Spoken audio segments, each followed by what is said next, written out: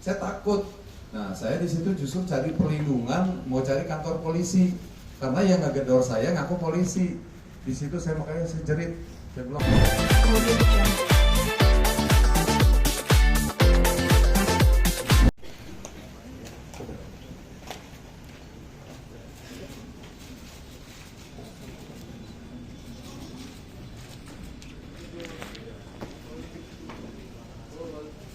Bang Ipul, sini Bang Ipul. Bang Ipul, sehat Bang Ipul.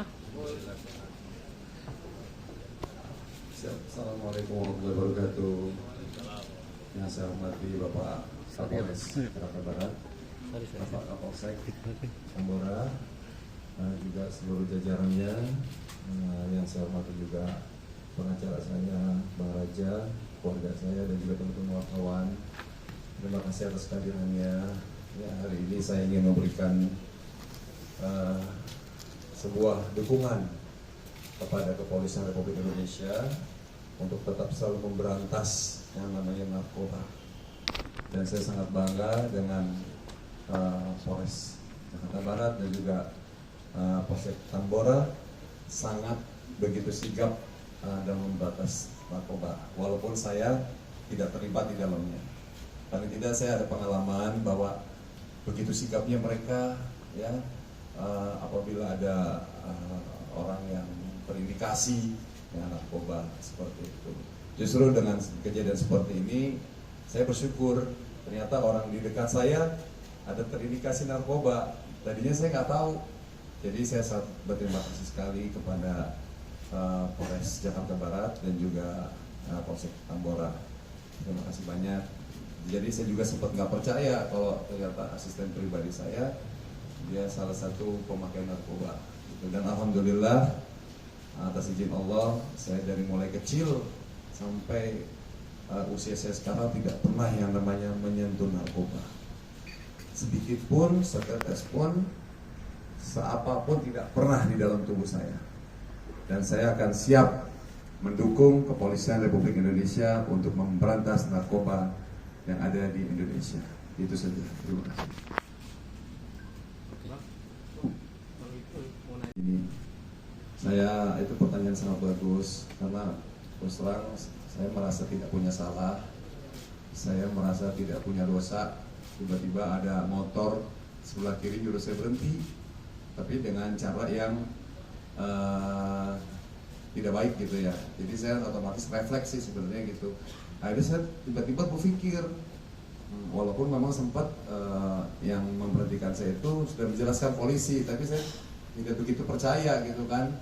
Masa polisi seperti ini itu suruh sana apa dengan saya gitu. Sedangkan semua perlengkapan lengkap, ya kan, plat nomor aman gitu kan. Saya juga nggak ada narkoba, nggak ada apa gitu. Jadi saya takut.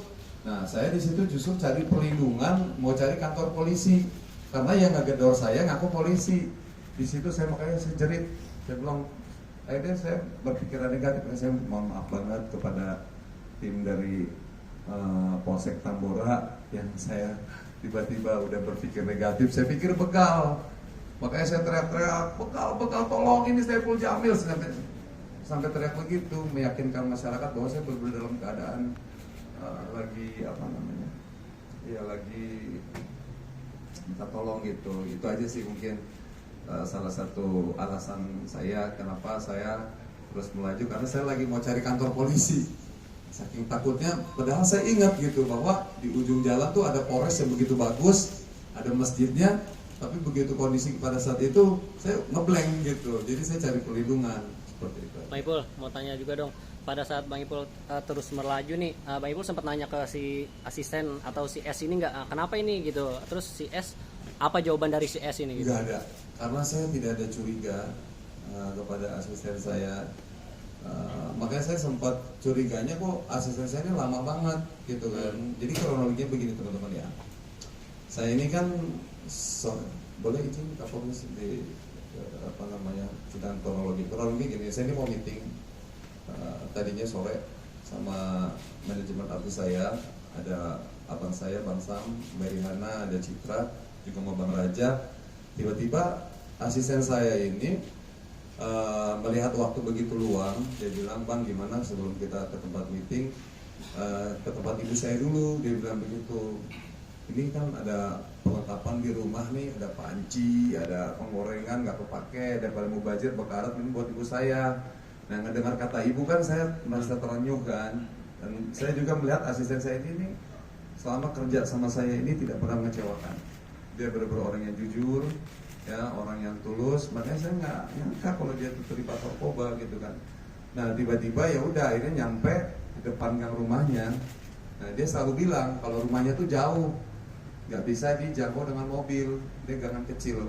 Ya udah akhirnya saya dropin dia di situ, di tempat biasa saya dropin. Nah, saya tunggu di masjid. Itu di masjid itu jam 2 siang.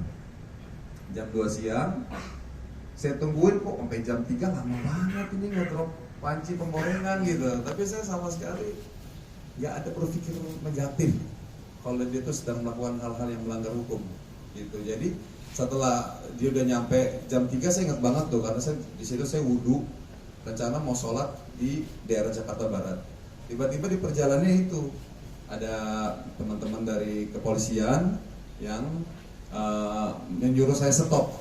Situlah kejadiannya. Bang, tadi dia bilang mau ngasih panci, udah bekarat segala macam ke ibunya. Pas dia turun abang dropin itu benar bawa panci segala macam? Iya, karena memang ada kantong plastik besar dan saya melihat, dan itu memang barang-barang saya seperti itu, kantong besar segini, dan dia dijemput sama temennya. Temannya itu, motor. Temannya itu si R itu? Saya nggak tahu, pokoknya saya nggak lihat, gitu saya dropin, dan saya langsung melaju. Nah, 1 jam dah, udah itu dia udah 1 jam. Saya tunggu, udah saya nggak berpikiran negatif apa-apa, ya tiba-tiba ya saya disetopin. Saya bilang, apa ini disetop? Udah saya berpikir apa nih, kayak ini terlibat narkoba, nggak tahu, itu aja sih. Tapi enggak bang, pas si S ini buang barang itu nanya itu apa yang dibuang? Enggak. Saya justru fokusnya yang ngejar-ngejar gitu. Buka, saya bilang begitu. Bang itu kan bang itu pada saat buka mobil kemudian turun terus menjatuh segala macam sampai jatuh tidur ke bawah, terus ada orang pakai bawa borgol. Apa rasanya? Maksudnya shock, maksudnya kok dipercaya gini gitu? Iya, karena saya kan di situ masih belum yakin kalau itu adalah pihak kepolisian. Jadi saya masih tetap ingin membela diri gitu, seperti itu. Ada kabar diseret-seret itu benar apa enggak bang itu? Enggak sih kayaknya, alhamdulillah enggak ya. Ya mungkin karena saya mau pertahankan diri ya.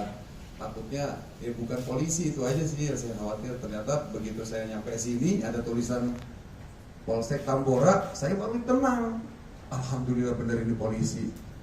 Saya tadi berpikir, wah saya mau dibawa kemana nih? Wah udah berpikir, wah ini saya bakal dibunuh gitu kan. Soalnya ya karena bapak polisinya nggak pakai seragam, pakai baju preman gitu, itu yang bikin saya akhirnya agak sedikit curiga gitu. Tapi kalau tadi dibilang kerja penyidikan itu memang tidak berpakaian polisi atau? Iya, karena sedang dalam proses penyelidikan. Penyelidikan kan harus berpakaian sipil, undercovernya. Iya. Bang itu maksudnya abang nggak tahu itu, nggak tahu barang buktinya itu adalah narkotika itu, atau nggak tahu karena nggak lihat itu dibuang? Nggak tahu dia itu terindikasi narkoba.